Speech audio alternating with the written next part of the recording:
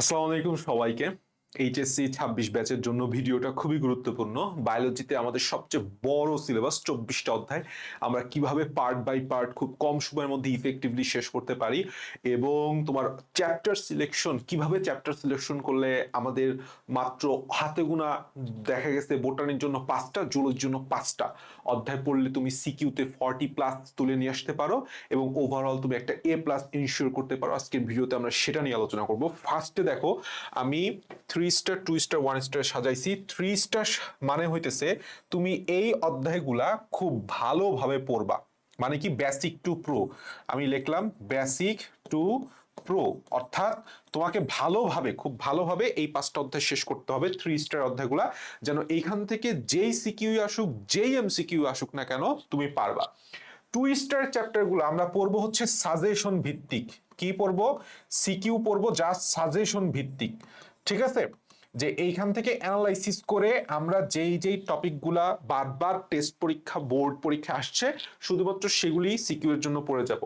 আর 1 star এইটা হইতেছে just পারলে, সময় পাইলে তুমি একটু রিডিং দিয়ে যাবা, আর আমাদের এমসিকিউ গুলা যেন আমরা মিস না করি সেটার জন্য। তাহলে আশা করি আমরা 3 স্টার, 2 স্টার, 1 স্টারের মিনিংটা বুঝে গেছি। দেখো, 3 স্টার প্রথম যেটা আসবে, তুমি প্রথমেই জুলজিতে যে অধ্যায়টা সিলেক্ট করবে সেটা হচ্ছে জিনতত্ত্ব বিবর্তন। কারণ অধ্যায় থেকে প্রতিবার প্রশ্ন আসবেই এবং সেম টাইপের প্রশ্ন আসে, এবং অধ্যায়টা যদি বোঝা যায় সহজ, অনেকেই অধ্যায়টা কঠিন ভাবো, তাদের জন্য আমার এই অধ্যায় একটা পূর্ণাঙ্গ একটা ক্লাস আছে মাত্র 2 ঘন্টার। এইটা করলে ইনশাল্লাহ তুমি যত এমসিকিউ, যত সিকিউ আসুক না কেন, এখান থেকে যত কঠিন সিকিউ ঘুরাই দেখ না কেন, ইনশাল্লাহ পারবা। ঠিক আছে, আমি একদম শুরু থেকে শেষ পর্যন্ত দেখাই দিছি অধ্যায়টার।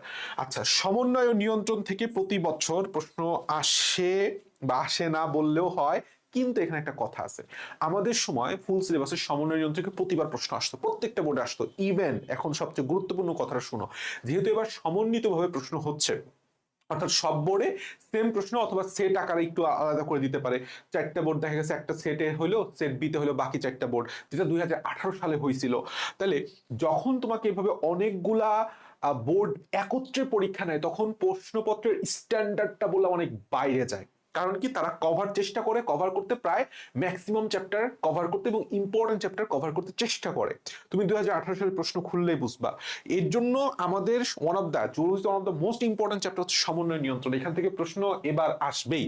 রক্ত সঞ্চালন পরিপাক, এটা মাস্ট। এই দুইটা ছাড়া জুলজি কোশ্চেন হয় না।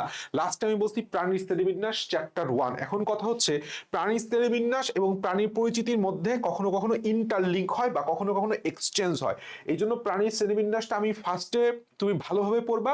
তাহলে ইনশাল্লাহ প্রাণীর পরিচিতি যদি সাজেশন ভিত্তিক পড়ো, যে হাইড্রা থেকে কি কি পড়তে হবে, অল্প কিছু কোশ্চেন আছে, তোমার রুই মাছ থেকে অল্প কিছু কোশ্চেন আছে, ঘাসফড়িং থেকে অল্প 2-1টা প্রশ্ন আছে সিকিউতে, ওইটুকু পড়লে ইনশাল্লাহ তোমার কভার আপ হয়ে যাবে। যদি দেখা গেছে জুলজি 1 এবং 2 চ্যাপ্টার থেকে কখনো ভাজা একটা প্রশ্ন দেয়, মিলায় একটা সেট প্রশ্ন করে ক খ গ ঘ, তো সেক্ষেত্রে ইনশাল্লাহ তোমার কোনো সমস্যা হবে না। তাহলে তুমি যদি এই 8, 11, 8, 4, 3, 1 এই 5টা চ্যাপ্টার খুব ভালো করে পড়ো, ইনশাল্লাহ তোমার এখান থেকে 4 সেট সিকিউ হুবহু কমন আসবে।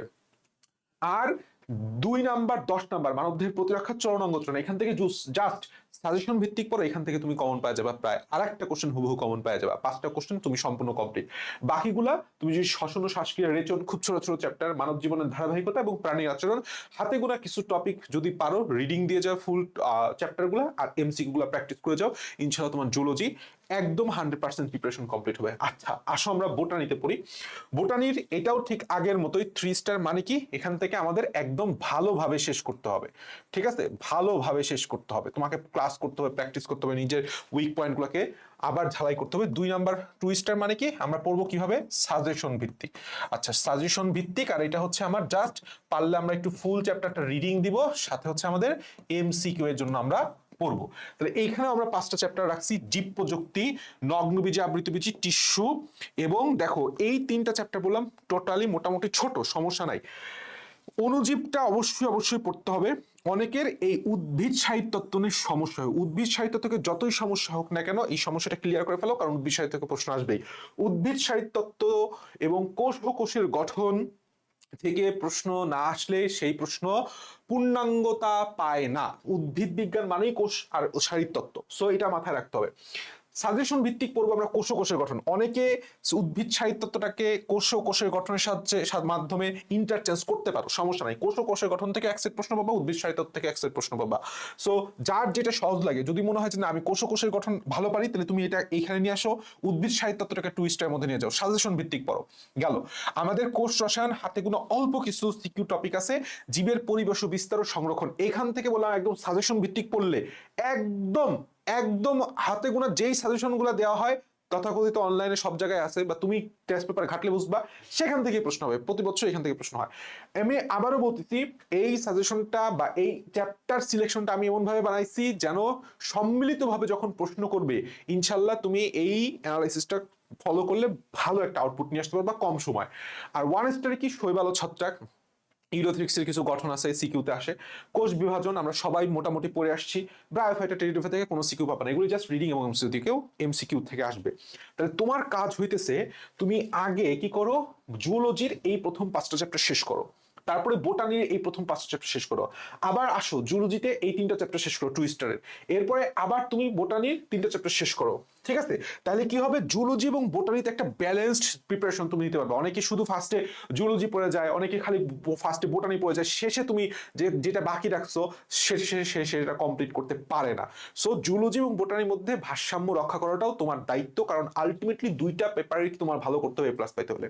ইনশাল্লাহ ভালোভাবে তুমি শেষ করতে পারবা, এই দোয়া করি। Best of luck, tata.